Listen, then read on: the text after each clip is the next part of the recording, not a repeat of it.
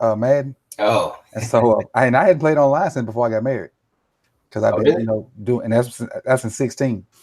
So my first 2 games, I got guys to quit because I got like 3 user picks, which I rarely get against a computer. You look at And, it. It and came natural, man. right, and today I lost today.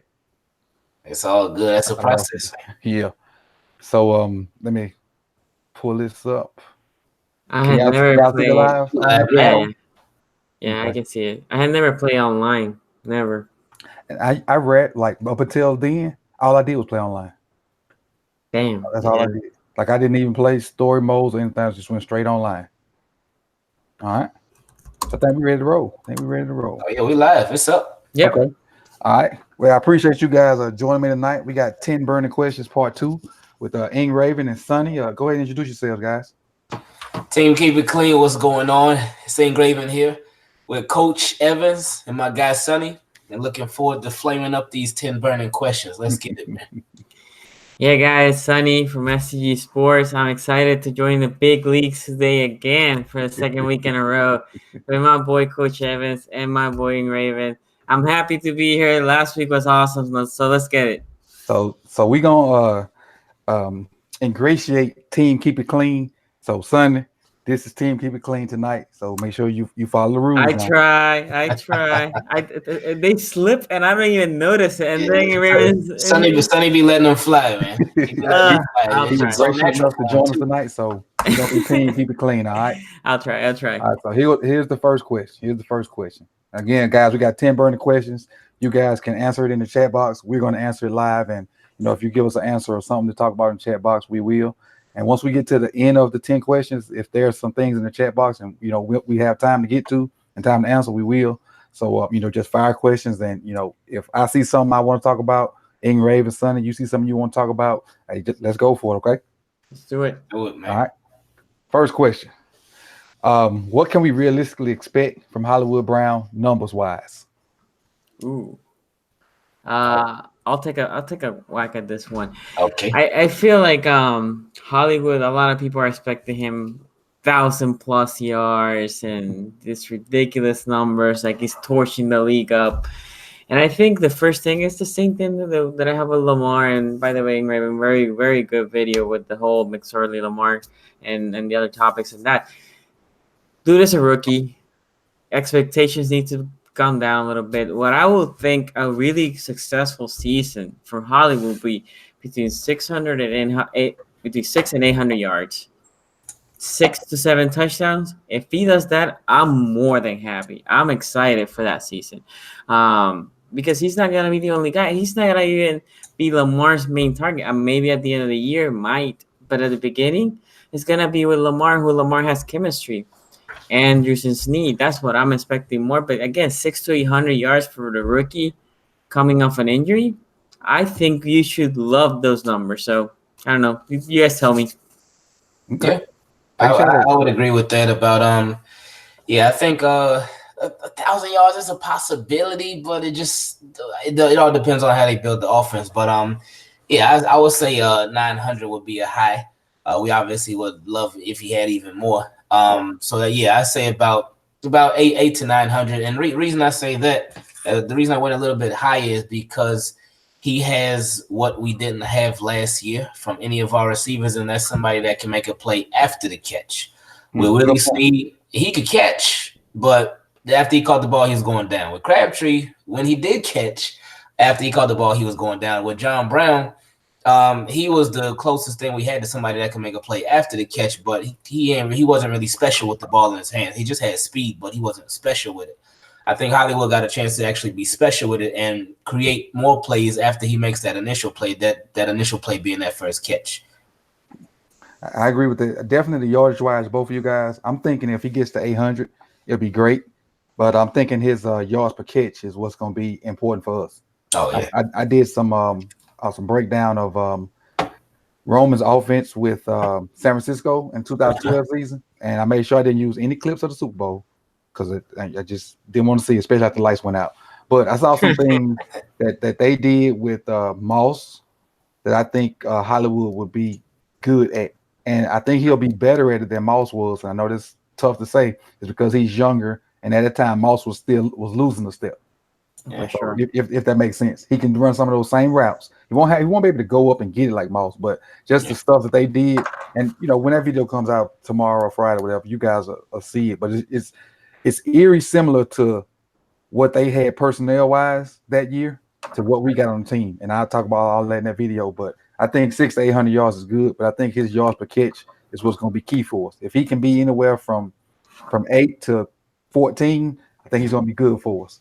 He's going to be real good for us. I mean, if he's 8 to 1400, I think yards per catch, not 1400. Oh. Like 8 to 14 yards per catch. Gotcha. So one of the things, like I was talking about this yesterday, was people think that he's here just for go outs, right? Go routes, just go. I feel like where they need to use him a lot is they stack that box. You think about Hollywood playing wide, going on move, and then start running a dragger in the middle of that congestion, popping out on the other side for like a 7-yard pass. Everybody's gonna be in the box. Easy completion for Lamar, and now who's out there? He's in open space. Speed. Again, this is the point on Raven. The speed that this boy has is we haven't had that in Baltimore. I remember when me and you, Coach, we talk about Hollywood like after the season ended, and I remember like I told you like he reminds me a lot of DeSean Jackson. This was like way back. Right. We talked as soon as the season ended, and the one that's how DeSean Jackson is, right? Put him in open space. He's fantastic, right? So that's what I want to see more than the deep routes. You have to have those to keep the safety honest, but man, I want to see him in space. And I really like what you said, and that kind of goes along with what Sonny said. Those little 7-yard routes, he can take those and turn them into 30, 40-yard routes. I mean, 30 and 40-yard catches. I really agree with you on that. Yeah, he can be special, man. I remember when we first picked him, I was like, okay, we picking this guy. He is a receiver with super small stature, and I had my not necessarily doubts, but my concerns. But I'm super excited to see him now, especially just to give us that threat, a threat that teams may actually respect.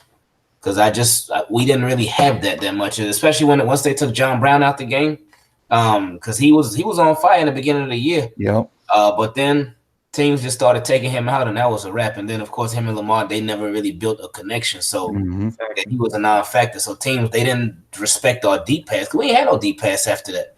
Right. Do you think he quit on us, or was it just because he really wasn't that factor? No, he quit. I think it's a good mix of both. Okay. Because definitely saw he was real frustrated. But I can understand that. You're a receiver. I played my senior year in high school. I was a receiver in a wing T team, so I know what frustration looks like doing that.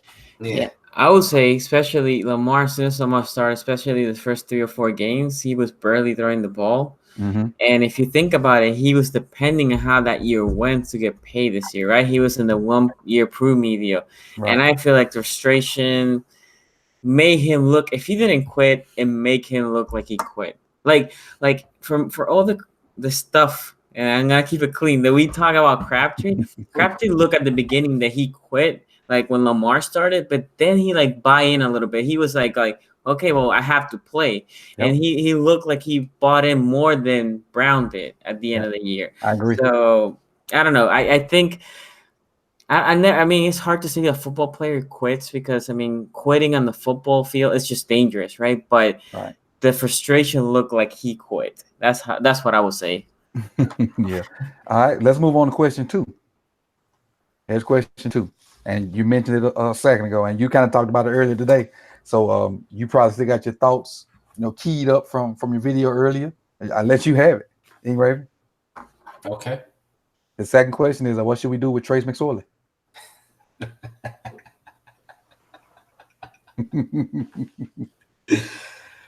But you know what? Most people have probably already watched your video, so I'll start with this one and give my take because I hadn't seen it yet. So I ain't been swayed one way or the other, but I hadn't seen it yet. And I was thinking about this riding in the car this morning. I think the things that they're saying about Trey Mcsoley and the way they're trying to move him around is the exact same thing that they tried to do with Lamar last year. Uh-huh. So for me, leave him alone. Let him be the third string quarterback. I didn't want them to run Lamar out there doing all this crazy stuff. I don't think they should run him doing all this crazy stuff because they try to compare him to I think it's a Hill that played for the Saints. Taysom Hill from the Saints. He's not the same size as Taysom. Taysom is kind of built different and can take some punishment. I just don't think Mcsoley is built for that. He needs to be just a quarterback, and if you don't pan out a quarterback, move on from him. I don't think he should be a return guy, a slot receiver, a gimmick guy, none of that stuff. Let him be the third string quarterback. If he pans out, great. If not, at the end of his rookie term, move him on. That's my 2 cents on what we should do with Trace. Yeah, that whole thing with them trying to put him at punt return, I really don't know what's going on with that. I don't know if they are seriously considering that, or are they just saying that just to sort of try to throw people off, because you know how the Harbaugh he played a lot of games last year, man.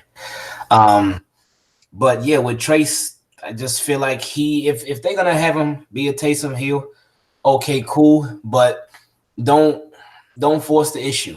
That's what that's what they did with Flacco and Lamar last year. Is Flacco the best quarterback in the world? No. And he obviously had his problems and whatever, but it was almost still frustrating, even because I would watch highlights from last year. Because I've been watching them over the past couple of weeks, especially since we that much closer to football. But it is frustrating watching Flacco actually move the ball, because offense has been a problem for the Ravens for forever. But actually watching him move the ball, then all of a sudden, okay, come on, Lamar, come on the field. We're gonna do one of our goofy plays now. Yeah. And then it would throw the whole thing off, and even there would be sometimes where they would do this on a third down. So it's like, man, it's frustrating enough when they tried to do those plays, but then to do them on a third down when we need to convert to keep it moving, I just don't want them to force it, man. Because with Lamar, you could tell they really wanted to get Lamar on the field, and for obvious reasons, but it was just in a goofy way. But it is crazy how with Flacco, when Flacco was a quarterback, they were itching to get Lamar on the field. But when Lamar was a quarterback and Flacco was healthy again, he ain't see the field at all. Right. So they stopped running that. With RG3, they ran a couple of those plays, but not nearly the amount that they ran when Flacco was a starting quarterback and Lamar was doing those plays. So, I mean, with Trace, if they're going to do him, use him. If he's a weapon, then use him as a weapon. But I just don't want him to take away from guys who are really weapons, like receivers or tight ends and whatnot. If he can do the stuff that Taysom Hill is doing, I'm fine with it. It's all good. But just don't force it. Like New Orleans, they did it in a smooth way. He was effective. They didn't force the issue. He did. Taysom Hill, he be over there killing it. I love how he plays, because that dude plays with so much heart, man. A lot of times you didn't even know he was on the field because they slid him in so inconspicuous. Yeah. Well, Lamar, though, you knew Lamar was out there, man. This is what I would say for the whole situation. But yeah, all right, Sonny, you could go ahead and take it away, man. For the whole situation is, do you remember Taysom Hill? Not last year, but the year before. In college? No, he was in the NFL in 2017. Oh, nope. Exactly. Because you know what? It goes back to rookies are rookies, and people that think that Mcsoley can come and beat Taysom Hill wasn't Hill the year before. It took a year for him to develop his body a little bit, to learn how to be this Swiss Army knife. Mm-hmm. Can Mcsoley be that? Maybe. Time will tell. I would say, like Raven said, don't force it. He is a rookie. At the end of the day, he is a rookie. The best scenario for the Ravens is this dude can run the same offense that Lamar can run it decently, so they can move out of RG3 in the next year or so, and he can be the backup. If you can have that for Mcsoley, then you're golden.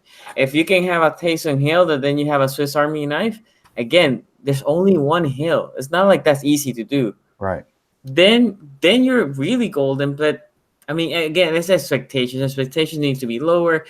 For those, whenever people bring that, I always ask, where was Hill in 2017? He didn't attempt a pass. He wasn't in the field. Right. He was in the NFL, but See, I didn't even know he was in the NFL last year. exactly. In 17, he was from the Saints, probably in the practice squad. People need to just lower expectations, especially with rookies. Lower expectation, guys. That's all I have to say. Okay. All right. Question 3. This is gonna be a doozy right here. Which secondary is better? This year's secondary or 2012? Oh, 2012. Okay. Oh. Can you elaborate?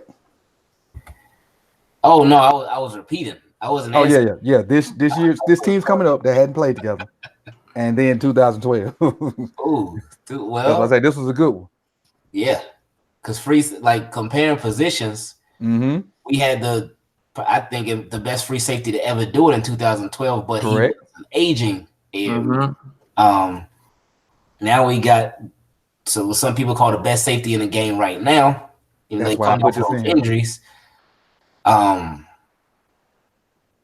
Kerry. Oh, you know That's what? a tough one. I gotta say this here.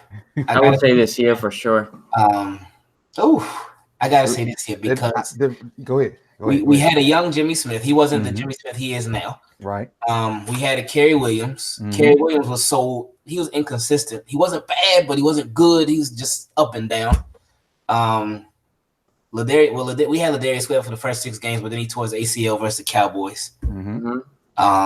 Who else did we have in the secondary? That was basically our set. I mean, those are our main starters, and then we have some people that were.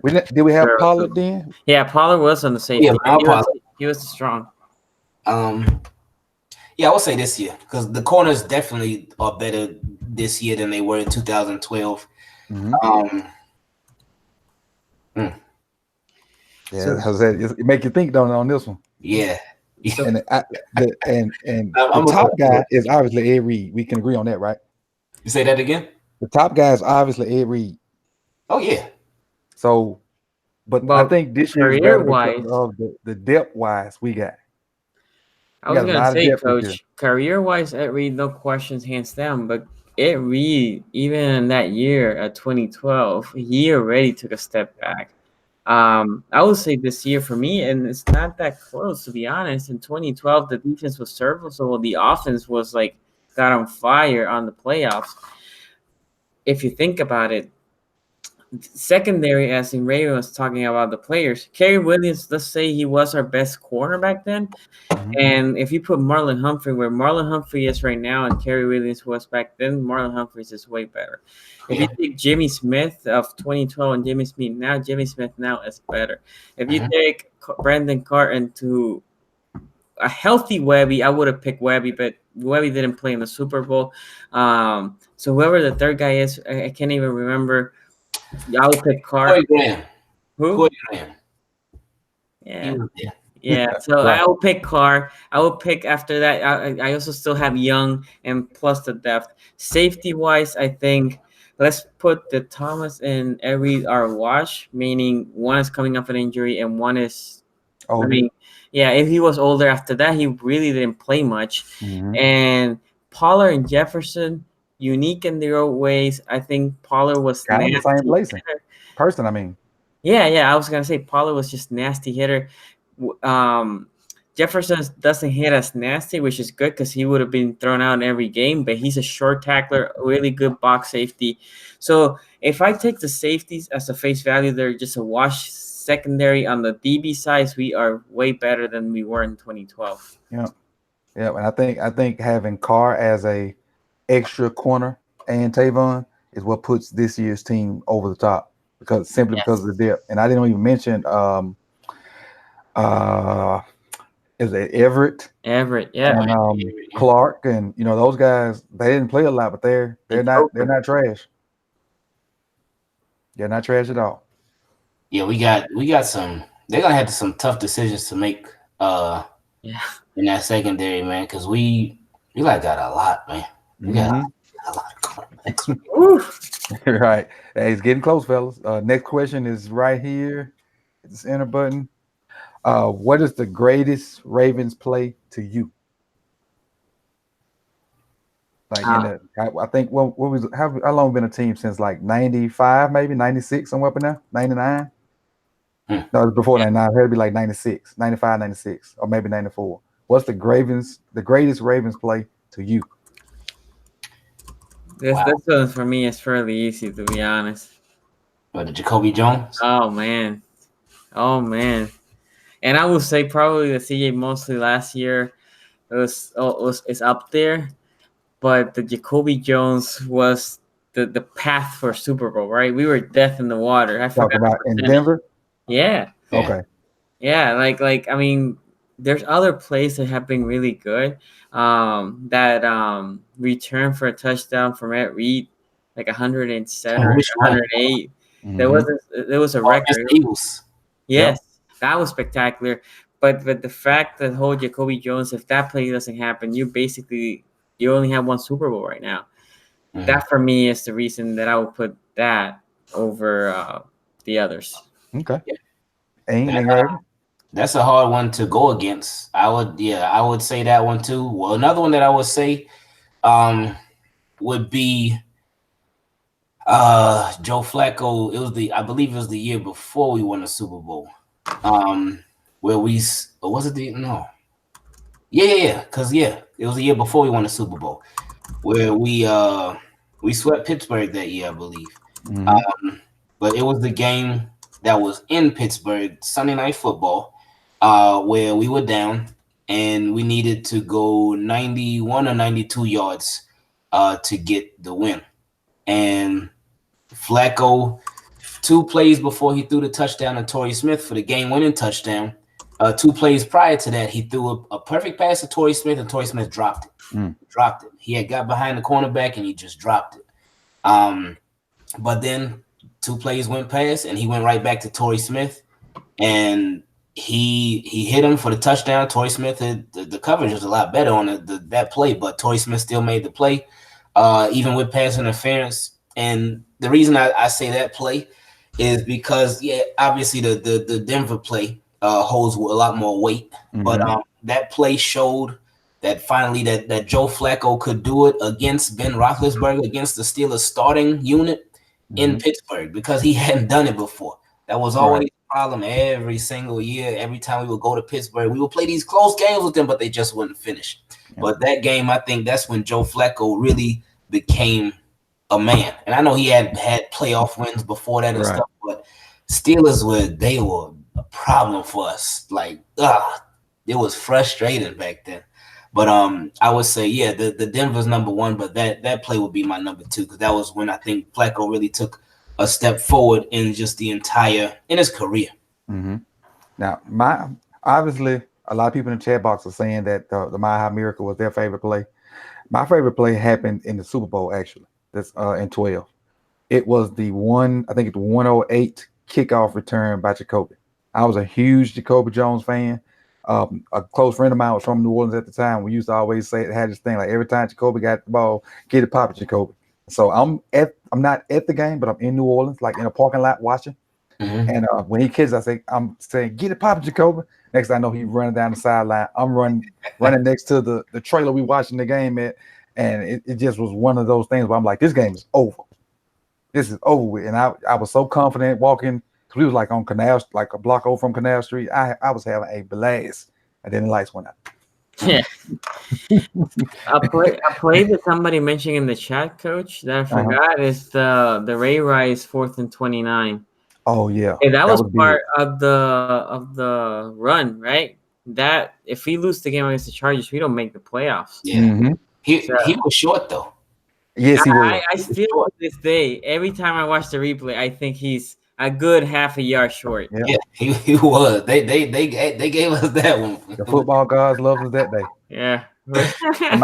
I do have a second play when this is early, and like, I don't know if it was 01 or not, but Ray Lewis just waylaid Eddie George. Do y'all remember that? I think he even picked the ball off too. You talking about in the same game? You talking about when they played Tennessee? Yeah, they played Tennessee. Yes. Yeah, I remember. Yeah. He basically, I mean, he tackled him, and then he took basically. You know what he did? Similar to what Paula did. I was I gonna mean, say not Pollard, to Tony Jefferson. Jefferson Mhm. did to McDonald's. Yep. The only difference is Jefferson went to the floor.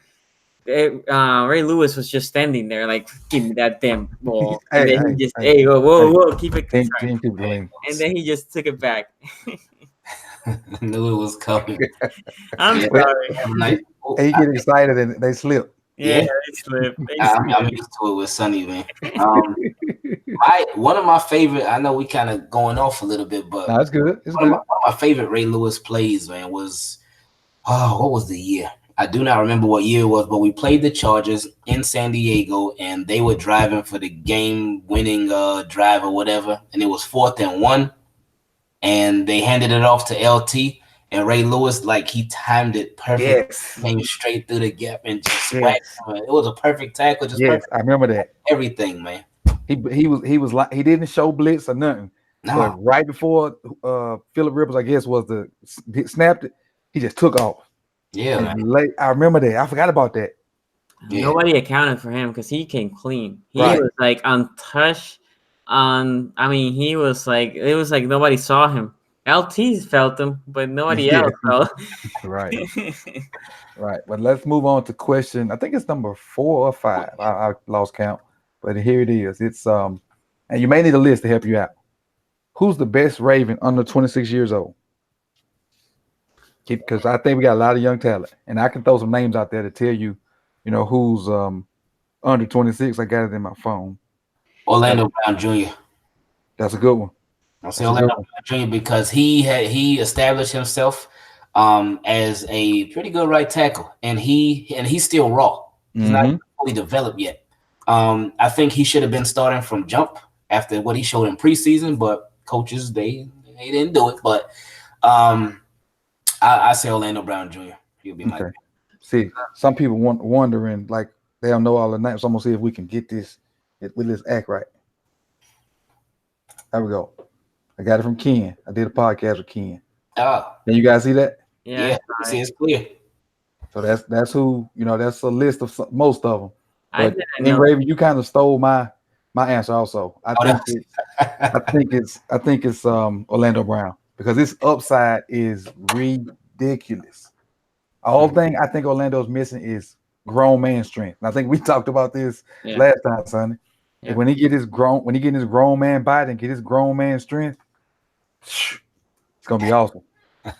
Yeah, so I will say I actually had two names. Humphreys for sure. I think Humphreys is an easy choice. Dude has been developing really good. I mean, he's gonna be the staple of this defense, hopefully for years to come. But the other guy is a guy that I feel like is for some reason is very unappreciated in its alignment as well. Is Stanley. I feel like a lot of people talk really good about Zeus, and rightfully so. I love Zeus, and like Coach said, we talk about this. If he becomes stronger, he's gonna be better than what Stanley is.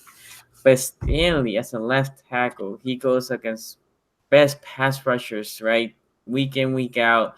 For some reason, if he allows a sack, just people think that he was trash for the whole game.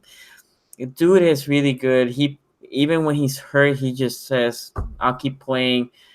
I think he's super solid. I'm no knock on Zeus, but I just think Stanley has proven it for 3 years now, going to his 4th. I like what I seen from Stanley. And that was a pick that I wasn't even on board when they made him, right? I wanted Ramsey, and then I wanted the guy that Sanford got.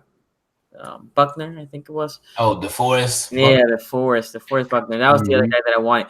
So I wasn't even big on board Stanley, and I have been pleased with his play. So Stanley and obviously Humphreys will be my top 2.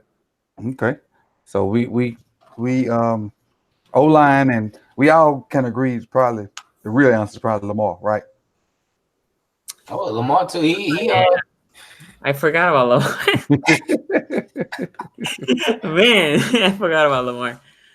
I mean, obviously Lamar. Yeah, you're right. Lamar has to be your number 1. Somebody said Trey Mcsoley. All right, the next question. What are you most excited to see this fall camp? For me, it's the progression of Lamar. I'm hoping he can take that next step. Because I told somebody in somebody's chat box I was in earlier, we was talking about the Ravens, that we go as Lamar goes. If he makes progressions and does the thing that we all want him to do, we should be in that talk with playoffs and Super Bowl. If not, we may be under 500. It really, I hate to say it, but it really depends on his progression and his maturation as a passer. Yeah. I would say just the offense as a whole. I'm looking forward to seeing how they come together as a whole. Obviously, it does start with Lamar and that offensive line, but seeing how Mark Ingram's going to fit in, how Gus Edwards is going to be now that he's slimmed down. Just seeing who's going to be our playmakers at wide receiver, like how this offense as a whole is going to gel. So that's what I would be looking forward to seeing the most. Sonny? Yeah, I would say this year, even more than this year, so exciting. There's like an enigma. I want to see the defense, but that's the one that is least of my concern. If anything, I want to see how Thomas is moving. I want to see a couple things: Lamar's progression, and I want to see when Hollywood takes that first hit. I want to see how he recovers from that first hit. I want to see when he gets jammed for the first time. He has to like abruptly plant that foot. How that foot, he looks. Those will be my main two. But to be honest, going similar to what it's just the whole offense. I want to see how that offense conducts itself. And so the defense is pretty stable. I want to see what obviously every rookie, but what ET does. But the offensive side, I'm very excited to see what they do. Now, the chat box has some interesting and answers to this question. I'm gonna run down them real quick. The wide receiver competition, which I think is going to be off the chain. Now, we don't have a stud in there, but that battle for those maybe 6 spots, 6 or so spots that's going to be tough. Yeah, it's going to be real tough. Somebody put John Harbaugh yelling good, which I enjoyed that last year. I really did. It says who steps up the most and young players, which every team's gonna be looking for that. The new design offense or Lamar's progression, which is good, and also this inside linebacker competition. I'm excited to see that too. Who wins that? Who's gonna play beside Peanut? That's gonna be a good one. That's gonna be a good one. But I think it's gonna be Kenny Young though. I mean, who's your 3? I think it should be Kenny Young, but. You think Boyd will take it? No, I'm just like, this is what I think it's gonna be Kenny Young. But my thing is the backup guy. What if one of those guys get hurt? Then that's what worries me. That worries me a ton. What I'm thinking is I think we lost INGRAVEN, by the way. He just keep going. We good. Oh yeah, I'm here. Oh, okay. I don't want to be blowing my nose all in the mic. Okay. Yeah. So I think this is something that I've been pounding. I want to see Levine being the third linebacker. Okay. Because I want to see basically the Joker, younger guy, take over that package that Levine was going safety / corner. He has sticky hands, and Levine is bigger, and he has played linebacker before, and he can cover. So I think Levine and the Joker, that's the combination. Joker on that third safety, and Levine as that third middle linebacker. That's what I'm thinking. I don't know what you guys. I forgot about Levine, dropping down, playing some linebacker. So that shoes it up. And I have been hearing rumblings about, and somebody just mentioned in the chat box about Boyd. Yeah. But I need to see it before I can just give him my stamp. Have you guys seen enough of Boyd to put him in that rotation and think it won't drop off? Not yet. I heard good stuff about him, but just haven't been able to see it for myself yet. Okay. But one thing with Baltimore, they do Kenny Young. He's not guaranteed that spot next to Peanut, because Baltimore, that's one position where they actually play the best talent, that the guys who they feel is the best without necessarily seniority, is at the linebacker position. So that I'm super interested in seeing how that develops too. I don't disagree with you, Mary. I just think I love Kenny Young. I love me that dude. That dude just like at the end of the year tail off. I think the season just became a little bit too long for him. But Boyd, I feel like our undrafted middle linebackers usually at year 3 is when they're like ready to contribute, right? Saying is that's the case for Peanut. That was the Mhm. case for what was the guy, Zach Orr. I think was it LRB also undrafted guy, or was it like a late? I just know the Ravens do a good job with that, with the outside linebackers and those inside linebackers, better than any other position in the Yeah, football period. yeah. I would say the whole front seven, because also they develop good D tackles, Hmm. the D linemen. All right. Next question coming right now. Who will have a bigger impact? Gerald Willis or I think it's Dalen Mack? And I'm saying that because Willis is gonna make the team. You can write that down. Sonny, let's take a stab at it. So you think both of them are gonna make the team? Yes. I think the only way that both of them make the team is if our boy Pierce stops eating that many cheeseburgers and slims down a little bit. Shots fired. But But to be honest, I think Pierce basically at this point just I don't see Pierce coming back next year. I mean he would have to have like a big Pro Bowl year for him to come back, because what he did is something that Harbaugh would probably be like, nah, I can't count on this guy. I think one of them will make the team because they're gonna rely on Pierce and B Will. I think having 4 beefy guys is not gonna be sustainable because they cannot play special teams. It's just basically a rotational guy. And then I think if you're gonna take that many players on a position, you take either corner, wide receivers, or some other linebackers because those can play special, right? So I think they're very similar. I will just gonna push Mac because they drafted him. I'm assuming they liked something about him that they didn't see on Willis. But my prediction is one of them makes a team and the other one goes in IR because he pulled a hammy or something. Okay. I mean, because that's how they're gonna stash the other person. And then if somebody gets injured, even if you're in IR, you can come after week 6 or 8. I forgot something like that, or starting to pop something like that. Both of them will make the team, but one of them will be basically active. The other one will be in some sort of IR-ish type of deal. Okay. Now somebody in the chat box asked, what about Willie Henry? Now last week I was trying to find some content for the channel, and I did some studying of Willie Henry, and what I found from Henry is he got a couple sacks, but he didn't do anything to jump out on tape to me where I can give you guys 5 to 15 minutes of good tape talk. A lot of his sacks came because he just kept working. He got sacks because of coverage. If that makes sense. Like guys were covered 3, 4, 5, 6 seconds, and he kept working his guy and ended up getting a sack. He didn't come off the ball and make a quick splash move and then go get the quarterback. His sacks came from the O-lineman probably getting tired and then going and doing that stuff. But so he may be on, if he don't just jump off the map, he may be one of the ones on the line. Because if he's on the line, we're gonna keep those young guys because they cost less. Yeah. For the question as far as Gerald Willis and Mac. I would say Gerald Willis because I think he's more versatile than a Dalen Mack. And he can play different positions along that defensive line. And that is also another position where the Ravens, they'll give you an opportunity. If you show defensive line, the linebacker and defensive line, they will let you get your shine on if you can shine at those spots. So I would say Willis. Okay. Yeah.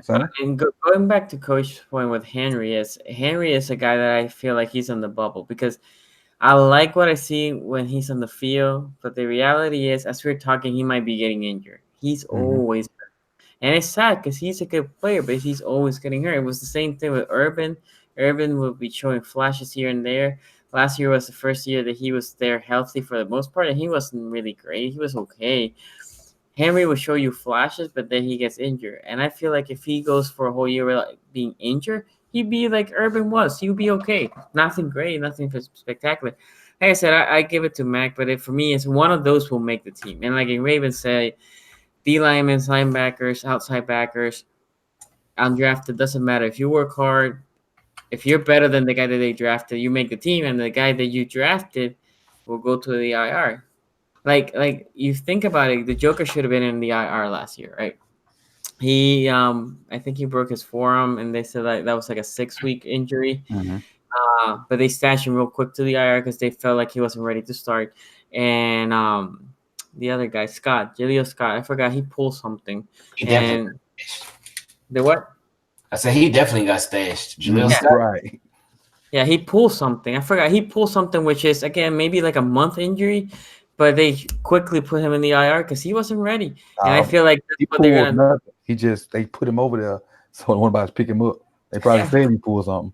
Yeah, no, I agree. So I think that's what they're gonna do with one of these two inside interior D tackles because I don't think they're gonna have 4 that big of a guys, basically nose tackle or interior D tackle I have a playing there. question. Can and this may be a silly question, but can other teams can pick up our guys off the practice squad, correct? Oh yeah.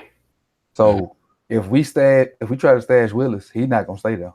No. Because Willis was really projected to be No, a 1 or 2, or maybe even a 3rd round pick, 1, 2, or 3 3rd round pick. But if we stash him, he gonna be gone. I don't think you can though. I don't think he's eligible. Go ahead, Raven. Oh no, I just say he's making the roster. You think he's making the roster. And Raven, then he was the undrafted free agent, the undrafted rookie free agent that they gave the biggest signing bonus to too. Mm-hmm. So they know, they know. Yeah, he ain't going nowhere. Man. And that's why I said whoever either makes her or goes to the IR or PUP list because nobody can touch them there, right? And then that gives you some time if Pierce, Williams, or the person that made the team has injuries, then you can bring him in after I think it's week 6. But yeah, practice squad, and you can pick anyone in the practice squad. The only thing is you have to activate them. They have to be in your active 53 man. You cannot bring them from practice to practice. Gotcha. True. Now, if somebody in the chat box asked this question, I'm gonna saving it just for you because we talked about it last week. What are we gonna do with your favorite running back? Oh my God, man! And it's funny because like I said before, I was talking to him a couple weeks ago in the DM, and he said he watched every single video that I've made about him. Really? So, yeah. But we went back and forth, no arguing, just talking and stuff. And he said that he was eating different because he said he lost some weight this off season, try to stay in shape. So I'm like, oh yeah, I'm rooting for him to do well, but I would not be surprised if he did make the team and they kept 4 running backs. But it's so tricky because it's only 53 spots, man. Right. 3 spots. So we got a bunch of receivers. We got a bunch of running backs. You think Justice Hill gets stashed? No. I think unless he's injured, he would definitely. They're hoping that he's a contributor because he's the only one that has that speed changing ability from the running back side. I only say that because I'm just trying to figure out a way to keep Dixon because of what he did second half of the season. But I really don't want Hill stashed either. But it's just we had too many at that position. I think they'll keep 4. I don't know. What is your thoughts, Raven? You think they keep 4? I think they might. Yeah. I think they will. Right as of right now, yeah, I think they would keep 4. You're looking at Ingram, Hill, Gus, and Dixon. Yeah. Well, he's in the practice squad. Yeah, he's in the battle with oh man, the guy that they brought before Gus Edwards. I'm blanking his name. Thompson. Yeah, he's in the battle. It will be between those 2, and then we also got a undrafted running back from Michigan. So we'll see how he does. But I think between those 2 is probably the battle for that 4th spot. I think the big thing is our guy Dixon has to basically show that he's way better than that 4th guy, right? Because he's injury prone, right, or suspension. He has one of the 2.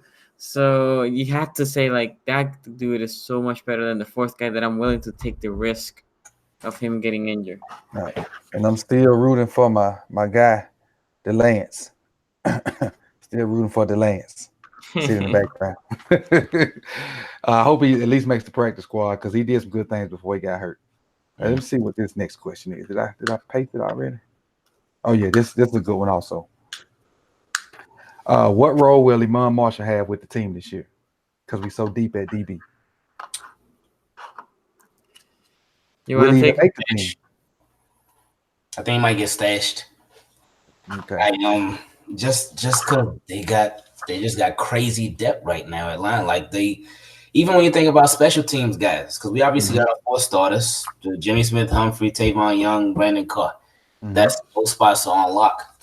Then as a depth guy, maybe Anthony Averett. But then you got all these special teams guys. And even though I don't think Maurice Kennedy is going to make the roster this year, but for now you got Maurice Kennedy. But they did sign a Justin Bethel for special teams. They still got Cyrus Jones for now. Hopefully they keep him because I really want him to be our punt returner. But we'll see what goes down. But I just don't think they're going to have room for Eamon Marshall. So I think they're going to end up stashing him. Then they still got Stanley. He's a perfect candidate for that. He's going to make the roster either. I think he's going to practice squad. Okay, Sonny. Who was that you said last in Raven that was gonna make the practice squad? Stanley Jean-Baptiste. Oh yeah, gotcha. So for me, of the whole draft, that was the guy that I liked the least. Like I was good with every pick, even Trey Mcsoley, Iman Marshall. It's just there's nothing of him that I was like, oh, that's good, or oh, nothing. I think at most he can be a special team, but going back to him, Raven. Averett is going to be a gunner, in my opinion. And then you got Bethel's going to be the other gunner because I'm assuming they're going to take more out of being a gunner. So I don't see where he fits. I think that's a guy that you can probably stash in the practice squad and you'll be okay. I don't think there's going to be teams lining unless he just kills it on the preseason. I don't see teams like, I need that guy, right? I think you can stash him in the practice squad with no problem. But I don't expect him to touch the field at all during the season. Okay. So I agree. I think he's gonna be stashed also. I think I would really like to see him at safety, but despite where they decide to put him, it's too much going on in our defensive backfield to kind of keep him active. So I think he'll be a stash guy. And if somebody get hurt, maybe he can come in and do special teams then. But I think it's gonna be tough to even see him on the field at all. Anyway this year. Yep. All right. Next question. This is question number 9. It's if you can add one player to our roster from the entire NFL, who would it be? Damn. I thought it was gonna be of all time. I was getting ready to say Ed Reed. No, somebody's in the league right now, like one person, and put him on our roster. Who would that be? Okay, I go first. I got your stump. That's what I like. I like to stump my guests. I'll go first. The guy I want, Quentin Nelson. Oh, the rookie. Yeah, he was a rookie last year. Yeah. Guess what position he played? Left guard. Left guard. Oh no, I'm thinking of Quentin Williams. Who's the one that the Jets drafted? Yeah, that's Quentin Williams. Yeah. Okay. Yeah, that's what I was thinking of. I'm talking about the left guard for the Colts. Yeah. Okay. That dude is amazing. You could put with him at left guard, Young at right guard, and the stuff we're gonna do, with the running backs. Yeah. Throw it away. All right. Yeah, he's good. I would say DeAndre Hopkins. Because that would give us the best receiver in the league. That would give us a short-handed receiver. That would give us a guy that he could throw it up to and know that he's gonna come down with it. That would just give us like a guaranteed playmaker, man. This guy, he do talk trash a little bit, but he don't cause no problems. He's not a headache. He's not drama. He'll block. He'll catch. He'll run the short routes, the deep route. He'll do everything. So I would say DeAndre Hopkins. Yeah. So you stole the guy that I was gonna say for the receiving side, but another guy that I just absolutely love would be T.J. Watt, because his intensity. He was the reason the Steelers were getting sacks last year. It's not because of Bud Dupree. Bud Dupree is a bum. But I think all them bums. If they wear black and gold. That's true. But T.J. Watt is a really good player, and so we hear like, oh, they have a high motor, and sometimes that's all you hear about a player. No, TJ has a high motor and it's actually productive, really good, intensive. Dude is awesome. So I will say on the defense that will be, and then like Raven said, Hopkins is. I think he is the best receiver on the league. I want to expound on what you said about Hopkins. I don't know if you guys noticed it, but I did the two little shows I call Sweet Feet, where I was trying to highlight different receivers. It didn't catch on much, so that's why I kind of stopped. But the third guy I was going to do was DeAndre Hopkins. And what I noticed from Hopkins was Hopkins don't run a lot of great routes. He's extremely fast, but he catches every pass thrown to him. A lot of times, a lot of balls, he ain't like the most open, but if it's in the vicinity, it sticks to his hand. He also is fast, so don't take me wrong. He's extremely fast, and he knows how to set guys up and use leverage to lean and break to go the other way and stuff like that. But he didn't just like foot fire nobody and then do some amazing stuff like Odell Beckham and other guys do. But every 50-50 ball, he caught. Yeah. He was, how most tight ends like throwing to most quarterbacks like throwing to the tight end to be they security blanket. He was the Watson's guy. Like Sean Watson threw some balls to him that had no business being thrown, but he caught them and still led the league and didn't drop a ball all year. That's amazing. Yeah, he's not one ball. I love his game. And I saw the video of him and what's the cornerback for the Redskins a while ago. I saw that on Twitter like yesterday because it was on Hard Knocks also. Cousins? Haskins? Yeah. D'Angelo, what's the guy's name? An older guy. Because he do D'Angelo Hall? Yes, D'Angelo Hall. Oh, you're talking about the corner. Oh, yes, okay. Hall was talking to him and touched him, and Hopkins kind of got out of character. And then he went out there and ran right on him and about tore Hopkins. D'Angelo's hamstring. Yeah, he got him bad in that. Yeah, that was funny. Now, who was your guy, Sonny? Did I miss? I think I missed it. No, I said Hopkins, but also T.J. Watt. Watt. We talked about those squealers. Yeah, imagine growing up in a household when your mom and dad are Steelers fans. Rough. Made for some ugly Thanksgivings. Yeah. Especially the night that the Ravens played the Steelers Thanksgiving night a couple years ago, maybe 5 years ago or so. That was kind of awkward. But we won. All right. There we go. As long as we get the dub. Exactly. All right. The last question is, I typed this one twice, so let me go on. Let me improvise. Let's pull it out of the chat box. All right, we're gonna give you guys like 2 minutes. You guys can ask us a question, we'll answer it. Because I actually had 9. I wrote the same question twice. So fire off. I asked the question about the best Raven under 26. I had that on there twice. I guess I wanted that one answered really bad. There you go. What are your thoughts of Big Ben finally getting his team? We don't care about no Big Ben. But I try to answer. What are your thoughts of Big Ben finally getting his team to kick our team bonding over? Man, let me tell you, this is what I think about Big Ben. I think Big Ben is and this is team keep it clean. So you imagine what I want to say about Big Ben. He thinks he's on the same level as ownership.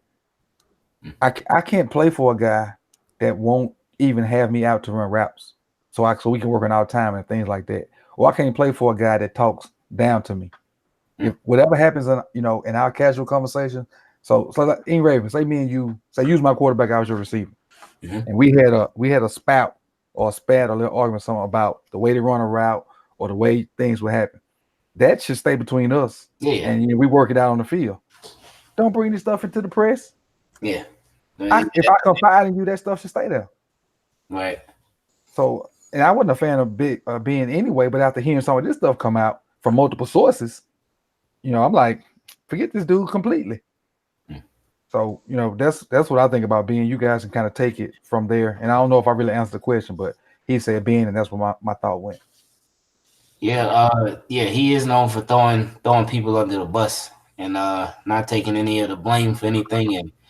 And just that whole thing. I know initially when the whole thing with Antonio Brown, he's going to be traded and all that, people immediately jumped on, oh yeah, Antonio Brown's a diva, he's this, he's that.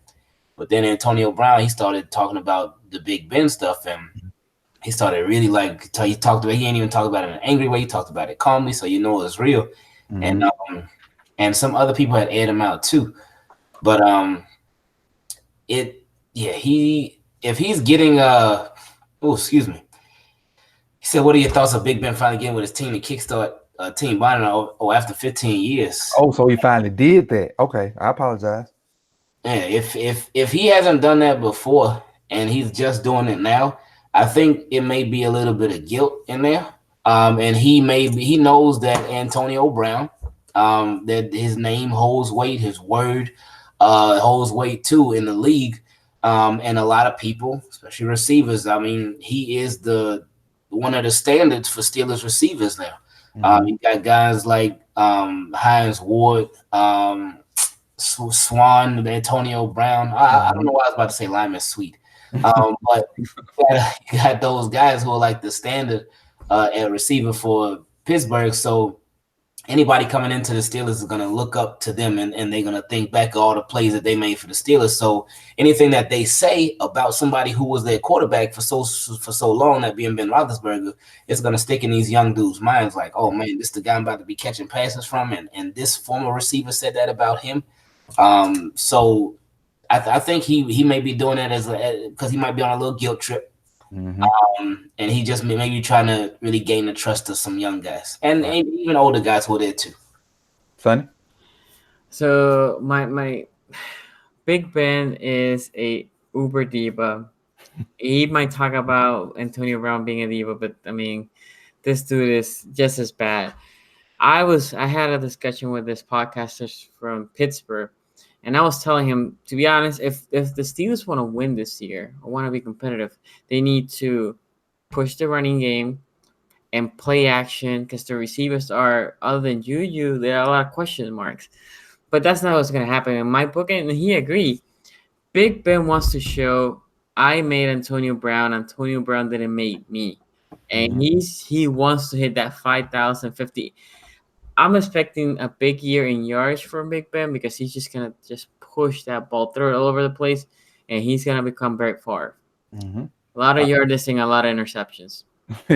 Now, I have had Ben on my fantasy team because he gets numbers, but I don't like him. So I'm gonna pick a couple questions out of the chat box, and I'll let one, like if I pick one and give it to you, INGRAVEN, I'll pick another, give it to Sonny, and I'll take one and see if we can take a few more to get us to like maybe we'll hit about an hour, probably like 4 or 5 minutes. So let's see how many of these we can knock out. Kind of like your questions from subscribers, but we're gonna call it questions from the chat box. Cool with that? Sure. All right, INGRAVEN, I give you this first one. It says, is Lamar more Randall Cunningham or Mike Vick? Neither. He's Lamar. But no, we haven't got, we can't even answer that yet. We haven't got to see him. We saw restricted Lamar Jackson last year. We saw restricted offense last year. And one thing that I hate, and I've seen so many Ravens fans do it, and I'm like, why are y'all doing that? When they try to compare him to Vic, they use the picture with the stats on there. Oh, Lamar's rookie season versus Vic's rookie season. And it's like, come on now. Like, they were similar season. Lamar passed for more yards, but they both only played like 8 games. And I don't think it's comparable. Because people try to say, oh, yeah, well, Lamar's off to a better start in his rookie season than Vic was. Just let Lamar play his game, and let's just see how it all turns out. We all root, well, not all of us, but a good portion of us is rooting for him, who are Ravens fans. And still, just let him do his thing, man. People, they are super quick to label quarterbacks that can run with the first, yeah, that guy's gonna be like Michael Vick. Oh, that guy's gonna be like Cunningham. Oh, that guy's gonna be like Dante Culpepper. Oh, that guy's gonna be like Cordell Stewart. They throw these labels on these guys so quickly before the guys even get a chance to really show what they can do. And I don't think Lamar's really had the chance to show what he can do yet. So I would say neither for now. Okay, cool. And I think Lamar, and this guy didn't have any success in NFL, but Lamar is a better Pat White. I don't know if you guys remember him. Well, you went to West Virginia, right? He's actually a coach at the school behind me right now. Really? Yeah. He's like the quarterback's coach. Wow. Because he got drafted by the Dolphins and that didn't work out. Sonny, this was for you because you're definitely more on the salary cap thing. It says, Who's I don't know where the question is, but here it is. Which contract guy do we need to sign the most this year? So I'm assuming they meaning which guy's coming up for a contract. Yeah. So Stanley and Judon are gonna be eligible for Stanley. You can extend him. Judon, obviously, he's gonna be a free agent. For everybody, our boy Humphrey, he's not eligible for a contract extension yet next year. So don't worry about that. Next year is when you look at he's playing his third year this year. Next year is when you can pick his fifth year option, and then the following year you can extend him. So I would say Stanley for sure. You have your left tackle, young left tackle, 26 or 25. I didn't know he was that young until now, but you have your left tackle of the future. You have a quarterback that needs protection. That's the first guy. To be honest, if Bowser and Tim Williams have a good year, if Judon gets more expensive or the same price that Zedarius gets, I'm not willing to sign him. I want Judon around 12 is the mark that I would like to give Judon. Z got overpaid to 17. I will never give Z that, and same for Judon. So I'm expecting Judon to get paid too much money for him to be a Raven, to be honest. So the only guy that I'm expecting next year to be extended is Stanley. Oh, and Snead. I think if Snead keeps being a shame mover, that's another guy that I want. Because the other receivers that I think Snead is different from the other guys that we just drafted. Yeah, I didn't realize Snead was so young. Yeah, he's 26. So I would say those two are probably my top two. Then, yeah, he was on that list I held up. Yep. It shocked me. Willie Snead. Yep. I know. I didn't know that, man. Yep. Yeah.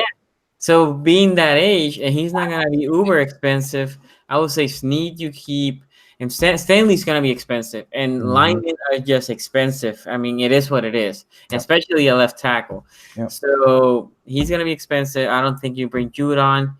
I don't think none of the other guys, to be honest. If Shane Ray has a decent year and he's not very expensive, maybe. But if Tim Williams and Bowser have a good year, which is what I'm expecting, and still you have Ferguson growing, I think you say Judon, like, dude, it was good having you for 4 years, but you have to go. I'll take this next one. It says, do you think the media is overhyping the leadership we lost on the defensive side? Do I think they're overhyping it? No, because that leadership is something that can't be bought. You're a natural leader, and respect is earned, not given. But I think their leadership can be replaced. Check that. Their leadership can be replaced. Their production on the field can be replaced, if that makes sense. Can't replace Suggs as a leader. You can't. He's an all-time great Raven. You just can't replace that. What CJ Mosley did as far as keeping everybody straight up front, I think Peanut can come close to doing that. And I think Peanut probably will cover better than Mosley. So their production, I think we can replace. And because Suggs didn't give you a whole lot last year. But their leadership we cannot replace. So they're overhyping leadership, but I think we can replace their production. Ingraven, you missed the last one. We talked about this one on the last one, so I give this one to you. It says, who has more rushing yards, Lamar or Ingram? But I'm going to add Lamar, Ingram, Justice Hill, Gus. I'm going to add all of them to that to let you, Lamar, Ingram, I think that's a no-brainer. Who's going to have the most rushing yards? I would say Ingram because you don't sign a run, even though you have running backs already. You don't sign a guy to a 3-year, $15 million deal just to have him be a mentor or even a backup to your other running backs. So I think I think it will be Ingram. I think he's going to have a prominent role on the offense. Gus is going to still do his thing and whatever other running backs we have too. But I would say, that's really tough now that I think about it. But I would say Ingram, but Lamar gonna get his too, because I just did this in a video too, where somebody asked if Lamar is gonna get 1,000 yards rushing, and with that, I think that if he makes people respect him as a passer more, then that's gonna back cornerbacks up. And that's gonna make those linebackers sort of take a pause when he hikes the ball instead of just pursuing him. But that's gonna make everybody step back a little bit more. And if he's setting up a passing play and he don't see anybody, he can scramble and take off and get a bunch of yards, and that stuff can add up. And that's not even including the design runs too, for having that. But so I think Lamar definitely gonna get his too. But that's tough. I'm gonna say Mark Ingram though. I got some things I'm gonna show in that video I talked about from Roman's offense that's gonna hit exactly that point you said, especially talking about those design runs and where I think his rushing, a lot of his rushing yards should come from scrambles. A lot of them should come from scrambles. We should have a lot less design runs and just actually have faith in the guy to throw the ball. And then when they're covered, that's when he's gonna be extremely dangerous. Yes, either scrambles or read option, right? But not design runs. Right. Basically, let him read. If he sees that edge defenders collapse in, then pull the ball, and then run to the outside, and then go outside as soon as the defender gets near you. Because I'm gonna show you in those. I think I got 11 clips in that video. Some of the stuff that Kaepernick did with, Kaepernick was long, lanky. Lamar would blow him out the water because he's a lot quicker and gets the top end speed way faster than Kaepernick did. So you'll see kind of those things. And also I got some stuff in there that Frank Gore did that I think Ingram and Gus will be good at too. This next question is for you, Sonny. It says, who do you believe could be the next breakout player that nobody sees coming for the Ravens? Ooh. So I have two guys. I think Justice Hill can be a sneaky good running back, because Gus Edwards and Ingram are, and one of the reasons that I was surprised of the whole Ingram signing was Gus Edwards and Ingram for me are very similar. Ingram is better being a veteran. He has perfected his craft versus Gus is coming to his second year. Now we don't have that like dynamic player, and it goes the same thing with Hollywood. Look, if Justice Hills is there, you fake it to him, right? Play action. He sneaks on a flat, and that dude is one-on-one against a linebacker. It's gonna be problematic for the linebacker. The other guy will be Boykins. Boykins, I think, is if he learns how to play with his speed, then this dude has the body. I see him catch radius. He has the hands. For some reason, he doesn't play as fast as he runs. So if he can learn how to play, I think my opinion is confidence. I think he's overthinking how he's running the routes. So that slows him down. So if he perfects that, dude can be dangerous. Dude can be explosive. I like not year one, but in the near future. Okay. And I'll give you this last one that I see, Ingraven. How much RPO are we going to have next year? Or how much RPO do you think we're going to have next year? I think they're definitely going to incorporate it a decent amount, just to sort of just to make Lamar comfortable. I'm not saying that he's not comfortable doing like a normal passing play, but I think they're going to incorporate that just not only to make Lamar comfortable, but sort of to try to throw the defenses off too. Because you got Lamar Jackson who could take off or throw, then you got whatever running back he might be faking a handoff to, and then you got your quick options that you can pass to out of those plays too. But I just don't want them to go the Marty Morningweg playoff game from last year route to where they keep doing it, and if it's not working, they still keep doing it, and then if it's not working, they still continue to do it. I'm rooting for Greg Roman, Giro, and just I know he can be better than Marty Morningweg, especially with the experience that he's had with a Tyrod Taylor, with a Colin Kaepernick. I still think they're going to incorporate it though. Yeah, that you brought up a memory, and I can understand why they kept doing it, because when you look at it on paper, they had the advantage. Those little light linebackers in there against old linemen. On paper, you have the advantage, and even when you look out down the field, okay, if we can just get our hands on them, we got the advantage. But we never got our hands on the linebackers. Nope, never. And then when we got in pass mode, our left guard position, because it was 3 people that played there, got completely exposed. Completely. It was garbage. I agree. I probably could have blocked as good as them. Garbage is too nice. It was trash truck juice. That was bad. I was there. I was there. It was bad. But I think I think this water on the bridge, they're gonna solve that problem. And the best way to get better is to go through things. Mhm. They went through that at the guys that played that position, and I promise you, well, I can't speak for them, but I'm sure they did everything in their power to not let something like that happen, especially being professional athletes getting paid to play a game they love. Nobody wants to be embarrassed at their job, and Yeah. I'm sure they took the necessary steps to not let something like that happen again. And keep in mind, they were the Chargers. I give them props. They took one of their better pass rushers and put him over left guard, so that had something to do with also. They had a hell of a game plan. Let's be honest. I mean, did. they studied the film, they Mhm. saw the weakness, and they exploited us. Okay. Now, last comment I'm gonna make, and then I'll pass around for you guys to make your final comment before you give out your social media. So my Noble Salam says we should have a call-in show soon.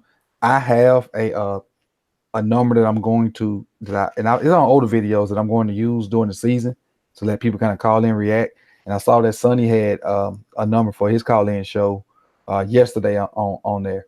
Now I don't know if you guys did, because I didn't finish it because I had football practice. But I saw that you had the number up. I don't know if did you have guys to call in or whatnot. Yeah, Noah was one of the ones that called. Okay. So that's the same person that asked. And I got a number that I have, and when I do it, it'll be scrolling across the bottom.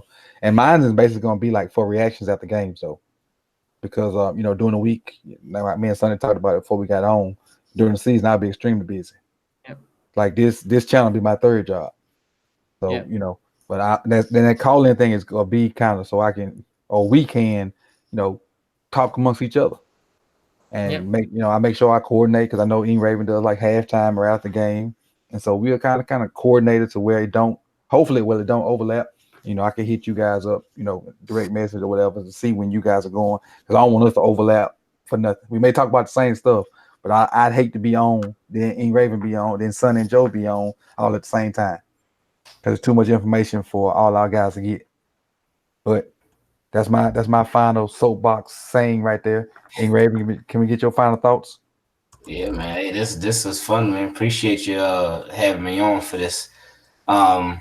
Yeah, this season it's gonna be wild. It's gonna be super busy. It's gonna be super crazy. It's just gonna be a lot going on, man. It's gonna be a lot going on. Can't wait. And we are it's not 12 o'clock yet, but so we are still 15 days away from the first preseason game.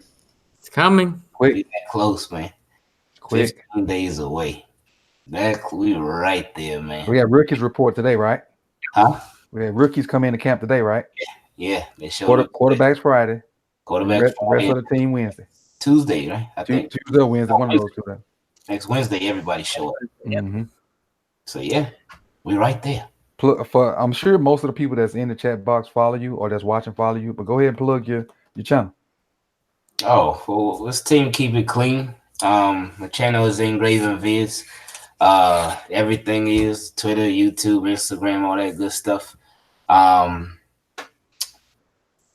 We just talk football on there, man. Have a good time. It's team keep it clean. Nothing but positive vibes. So I just appreciate y'all. Appreciate you, coach. Appreciate you, Sonny. It says a lot because it takes a lot for multiple people who root for the same team and also do the same thing. Like with having a YouTube channel, it takes a lot for those people to support each other and to actually genuinely support each other. Right. Because I know I've seen it a lot of times with people who root for the same team and do the same thing. They'll be battling with each other. They'll try to undercut each other. They'll try to do like grimy stuff to each other. But that don't be how it is on here. So right. I appreciate y'all big time, man. Yeah, I feel the same way. That's kind of what I was mentioning earlier. I won't do anything to undercut you guys at all. And I don't think you guys will do that to me also because even though I haven't met you guys physically, I think there's a mutual liking and understanding for this game right here. Yeah. Go ahead, Sonny. Plug your stuff. So, guys, you can follow me at SZGSports, Twitter, IG, YouTube. I try to do every Monday. I'm doing streams at 9 p.m. and then me and Nubo do a podcast every week, either my channel, his channels, and depending on the day, how everything like Coach said. We have work during the day, and he has job, and he's in California. I'm here in the East Coast, so it's sometimes hard to coordinate. But we do at least once a week. And I sentiment with INGRAVEN. I appreciate all the podcasters. I'm one of the smallest channel, but you guys have helped me incredibly. And go ahead, subscribe. I try to be very active. If you put comments, I try to comment back. A lot of you had hit me up on DMs, I try to always comment. And just to throw out something more is fantasy football's coming. I'm gonna be hosting a league. Coach is gonna be in there. A couple of you guys already DM me that want to be in the league. If you want to be in the league, just DM me either on IG, on Twitter, or send me an email because a couple of you guys don't have. I have noticed Twitter or IG. So just hit me up, and then we're gonna do a league. It's gonna be fun, guys. So yeah. Thank you for having me, Coach. Okay. And my Instagram is Sip the Tally. On Twitter is Coach Evans 9. And follow me also if you're new to the channel. Make sure you like, comment, subscribe. I have merch. INGRAVEN has merch. Sonny, do you got merch? I have some sort of merch. Yes, I'm trying to work on it. But we all have merch. If you guys want to. I know mine is T-Stream. Is yours T-Stream also, INGRAVEN? Yeah. It's okay. And I know. Channel. Got and Sonny. I think I saw a couple like that Terrell Suggs shirt you had fitting on Game of Thrones. I really did like that. But the last thing before we get out of here, make sure you guys go to Twitter and at Joe Nubo and tell him we missed you tonight. Ask him what's up. Ask him what he doing while he wasn't on the stream. Yes. I know, but I'm not gonna tell y'all. So y'all go ask him. Do all that now and flood his TL with tell him we missed you and where you was at. We was waiting to see you and all that good stuff. All right. We're gonna be online tomorrow in his channel, so go check that out. And I'm probably gonna jump over there and join him in the chat box or live with him also. All right. So unless you guys have anything else, or I appreciate you coming on and taking the time out. INGRAVEN, tell my boy to get better. I appreciate. I love seeing him on Instagram. That's my guy. He's just out there enjoying life. I love it. I love to see it. Appreciate it, man. Sonny, good night to you guys. Joe, good night. I mean, not Joe. INGRAVEN, good night to you guys. And I see you tomorrow. Okay, guys. Coach Evans out. Stop.